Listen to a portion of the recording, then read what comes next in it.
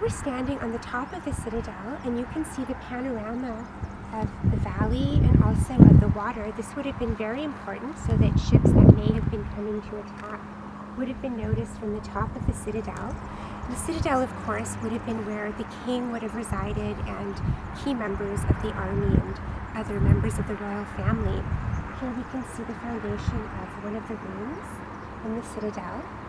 And of course, Tiryns, like Mycenae and also like Troy, were excavated by Heinrich Schliemann, the German archaeologist, who of course believed in Homer and the word of Homer and everything that Homer had written, and used this as a guide in his excavations.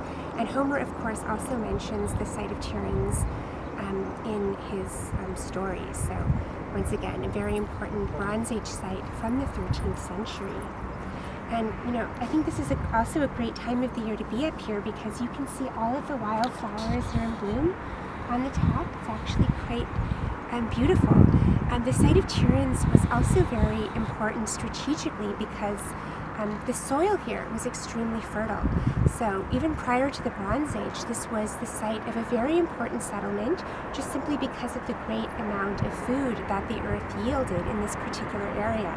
And as we know from looking at the earlier prehistoric cultures, areas with particularly fertile land often attracted people in groups and led to settlements, and also, of course, to the dawn of civilizations throughout the world, because wealth was gained through food, and then this wealth was captured by certain individuals who became kings and leaders, such as we see in the Bronze Age citadels.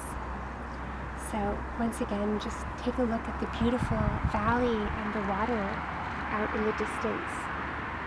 Even though Tiryns is quite close to the plain, it's still an extraordinary site in terms of its location.